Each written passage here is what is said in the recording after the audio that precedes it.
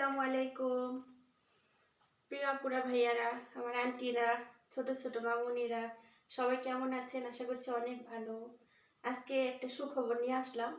তো সুখবরটা কি অবশ্যই আপনারা জানতে পারবেন, আর শেষ পর্যন্ত সাথে থাকুন। তো আজকে অনেক দিন পর একটু নিজে ফ্রেশ হইলাম আর একটু নিজে করলাম। এই জামাটা হয়েছে গেছে রোজার মধ্যে, রোজার আগে মনে হয় নাকি রোজার, হ্যাঁ মনে হয় রোজার আগে, হ্যাঁ জামাটা কিনে আনছিলাম। এটার সাথে আরো দুইটা জামা ছিল, তো আনা হয়েছিল আলহামদুলিল্লাহ। তো আজকে জামাটা পরলাম। এমনিতে আমি এসব জামা কাপড় সহজে পরি না, ভালো ভালো জামা কাপড়গুলা যেগুলি দেখতে একটু আকর্ষণীয় হালকা, যেমন ধরেন এখানে লেস লাগানো আছে, তারপরে অন্যরকম একটা আমি পরি না। কারণ এখানে কেমন যেন আমার ভাল লাগে না। এখানে পরবো, এখানে মানুষজন আছে, তারপর ওনাদের ফ্যামিলিতে মানুষ আছে, মেন কথা আমার কাছে ভাল লাগে না আলহামদুলিল্লাহ। তো সবসময় নিজে চেষ্টা করি যে, যেহেতু বাহিরে কান্ট্রিতে কাজ করতে আসছি, নিজে একটু সেফটিতে থাকার চেষ্টা করি। যেইভাবে আমি হালাল পথে থাকতে পারবো, যেইভাবে আমি নিজেকে সেফটিতে রাখতে পারবো, আলহামদুলিল্লাহ ওইভাবে চলার চেষ্টা করি। সবাই দোয়া করবেন আমি যেন ওইভাবে চলতে পারি, আমি যেন পর্দার সহিতে থাকতে পারি ইনশাআল্লাহ। তো প্রথম থেকে এই পর্যন্ত আমি কিন্তু এইভাবেই আমি চলতেছি আলহামদুলিল্লাহ রাব্বিল আলামিন। আর পোস্টপাস জিনিসটা আছে অবশ্যই, কিন্তু পোস্টপাস করতে গেলে যে ভালো ভালো ড্রেস পরতে হবে, নিজের আকর্ষণীয় করতে হবে তা না। পোস্টপাস কিন্তু অনেকভাবে আছে, সুবহানাল্লাহ আলহামদুলিল্লাহ। তো তার জন্য আজকে জামাটা অনেকদিন হয়ে গেছে পরি না, তা আমি ভাবতেছি একটু পরি, যেহেতু বলা যায় না কখন দুনিয়া থেকে চলে যায়। নিজের যে একটা ইচ্ছা আছে সেটাও আমি করি না, এই নিজেরটা নিজে গুরুত্ব করি না। কেমন যেন মন জানি কেমন লাগে, কত মানুষ দুনিয়া থেকে চলে যেতেছে, কেমন জানি ভিতরে একটা ভয় লাগে কখন যেন আমিও চলে যাই। তো জামাটা পরার ইচ্ছা ছিল, তো আজকে একটু পরলাম, এখন আপনাদের সামনে আসলাম। তো আলহামদুলিল্লাহ। তো কেমন লাগলো পুরা কমেন্টে জানাবেন। আর জামাটা অনেক ঢোলা, দেখেন অনেক ঘের আছে। তো আমি ঢোলা জামাই বেশি পছন্দ করি। আর কালকের ভিডিওটা যে বানাইছিলাম ওই জামাটা নিয়ে, ওই জামাটা অনেক ঢোলা ছিল। ওই ঢোলা জামা আমার জন্য আমি নিজে বেশি পছন্দ করি, কারণ আমি ফিটিং জামাগুলো খুব কম পছন্দ করি। আগে পরতাম যখন দেশে ছিলাম, একদম চিকুন চাকুন তখন পরতাম, কিন্তু এখন বর্তমানে আলহামদুলিল্লাহ আমি চেষ্টা করি ঢোলা জামা পরতে। আর দেশে থাকা অবস্থায়ও আমি এত ঢোলা জামা পরি নাই যেন স্পষ্ট শরীরটা বোঝা যাবে, স্পষ্ট নিজের বডিটা বোঝা যাবে না।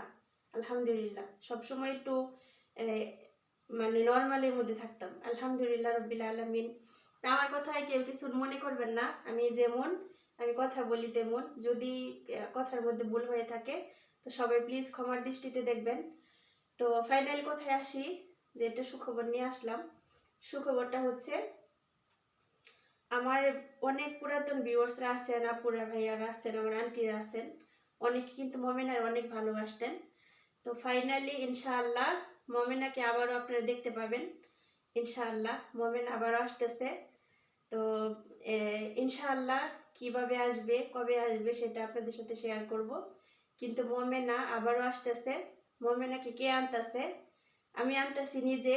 কোথায় আনতেছি সেটা আপনাদেরকে বলবো ইনশাআল্লাহ। মমিনাকে আবারও দেখতে পারবেন, সবাই দোয়া করবেন। আসলেই মমিনা দেশে গেছে, ওই এমন একটা সময় দেশে গেছে, মানে বাড়ি ঘর করার একদম, বাসা একদম পুরোপুরি কমপ্লিট হওয়ার আগেই ও দেশে গেছে। বেডরুমগুলোও কমপ্লিট করছে, তারপর এই ড্রয়িং রুমগুলোও কমপ্লিট করছিল। বাড়ি ঘর অনেক সুন্দর করে কর্নার দিয়ে সব সোফা টোফা যত যা আছে ফার্নিচার সব দিয়ে বাড়ি ঘর কমপ্লিট করছিল।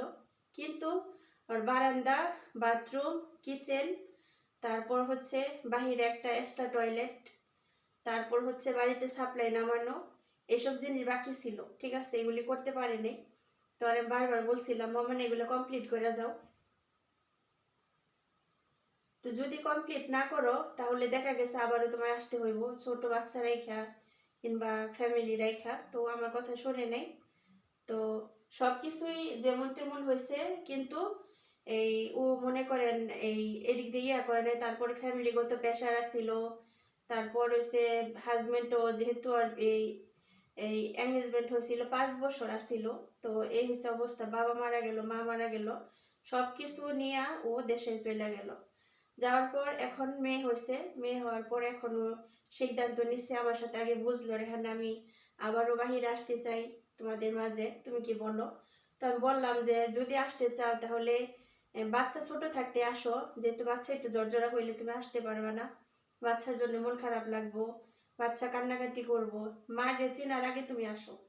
আমি জানি না আমার এই সিদ্ধান্ত কেমন হয়েছে, আপনারা কমেন্টে জানাবেন। যে এখন বাচ্চা ওর 3 মাস বয়স চলতেছে, কিন্তু এখনই বর্তমানে আসতে আমি না করছি, আমি এখন এসো না। আরও কিন্তু দাঁতের ব্রেসিস লাগাইছে, তারপর বাচ্চাটাও ছোট, ওই বুকের দুধ খাইতেছে। তা আমি ওরে বললাম যে বাচ্চা বুকের দুধ ছাড়ুক, আর হয়েছে তোমার ব্রেসিসটা তুমি চেঞ্জ করো, খোলো, তারপরে তুমি আসার সিদ্ধান্ত নিয়ে দিক দিয়ে বাচ্চাটা একটু ঝরঝরা হইব। আর বাচ্চা এক্সট্রা খাবার শিখাইবা 6 মাস পর পর, 6 মাস শেষ হইলে এক্সট্রা খাবারটা শিখাইবা, আর তুমি এগুলি কমপ্লিট করো। তো বলতেছে যে তাহলে আমি ইনশাআল্লাহ আমি আসবো এগুলো কমপ্লিট করে, তো বেশি দেরি নাই ইনশাআল্লাহ। তো আপনারা ইনশাআল্লাহ দেখতে পারবেন ইনশাআল্লাহ। তো সবাই দোয়া করবেন ওর জন্য। আসলেই ফ্যামিলিতে সাপোর্টার কেউ না থাকলে এমনই হয়। ওর হাজব্যান্ডও চাকরি করে, কিন্তু কাজ করে, কিন্তু ও দেশে যাওয়ার পর পর কাজের অনেক কমে গেছে। তারপর ওর কয়টা গাড়ি আসছিল, একটা গাড়ি অ্যাক্সিডেন্ট করছিল, করার পর থেকে হাজব্যান্ডও পায়ে ব্যথা পাইছিল, সব কিছু মিলায় না মানে অনেক হয়ে গেছে। তো প্রথমে সিদ্ধান্ত নিছিল যে ওর হাজব্যান্ডেও কুয়েতে পাঠাই দিব, তো কুয়েতে পাঠাই দেবো এটা সিদ্ধান্ত নিছিল। পরে ফ্যামিলিগত পরামর্শ করলো, আমার সাথে পরামর্শ করলো। আলহামদুলিল্লাহ মোমেন অনেক বিষয় আমার সাথে শেয়ার করে, আপনারা জানেন, এর আগেও আমি শেয়ার করছি। তো এগুলো এই হচ্ছে বিষয়। তারপর আমি ওরে বললাম, ও বলতেছে হ্যাঁ না যদি ওরে পাঠায় দেই তাহলে আমার 3টা গরু আছে, গরুগুলা বিক্রি করতে হইব, আমার 2টা জমি আছে, জমিটা বিক্রি করতে হইব। কুয়েতে যদি ওদের দেশের লোক যায় বাহিরে ছেলেরা, তাহলে আমাদের বাংলাদেশে যেমন টাকা লাগে তার চেয়ে ডাবল টাকা লাগে, ঠিক আছে? যেমন ধরেন 10 লাখ 11 লাখ এরকম লাগে। তো বলতেছে যে এগুলো বিক্রি করবো, আমাদের গ্রামে অনেক মানুষ বাহিরে যাইয়া কোনো অ্যাক্সিডেন্ট হয়ে চলে আসতেছে, তারপর যাইয়া অনেক সমস্যায় পড়তেছে, কাজ করতে পারতেছে না, পরে রিটার্ন চলে আসতেছে। আমার তো মা বাবা কেউ নাই। তো এখনও যদি যায়, আল্লাহ না করুক যদি কিছু একটা হয়ে যায়, পরে যদি ও আসে কিংবা কোনো দুর্ঘটনা ঘটে, আমার কে দেখবো, আমার বাচ্চাটার কে দেখবো? তো সব কিছু মিলাই না, পরে আমি বললাম যে আগে তুমি কি ডিসিশন নিতে চাও? পরে বলতেছে রে না আমি বাহিরে যাইতে চাই। পরে আমি বললাম এটা গুড ডিসিশন, এটা ভালো, তুমি আসলে তো টাকা পয়সা লাগতেছে না, আর তুমি এখানে পরিচিত আছো, তুমি আসলে ভালো একটা স্যালারি পাইবা, এখানে অন্য একটা বাসায় গেলে স্যালারি এটা পাইবা না। তো পরে বলতেছে তাহলে তুমি একটা বাসা দেখো। তো একটা বাসা না, আমি ওর জন্য 2টা বাসা দেখছি, 2টা মানে ফ্যামিলির মধ্যেই ইনশাআল্লাহ। তো ওর আসার সময়টা রাখ দিয়ে হয়তো সব কিছু কমপ্লিট করবে। আর একটা কথা হয়েছে যে এই যাই হোক ওইটা নাই বলি। তো সবাই দোয়া করবেন, আর আপনাদেরকে গুড নিউজটা দিলাম। তো গুড নিউজ হয়েছে এটা, মোমেনা আবারও আসতেছে। তো কি গুড নিউজ আপনারা শুনলেন, আলহামদুলিল্লাহ।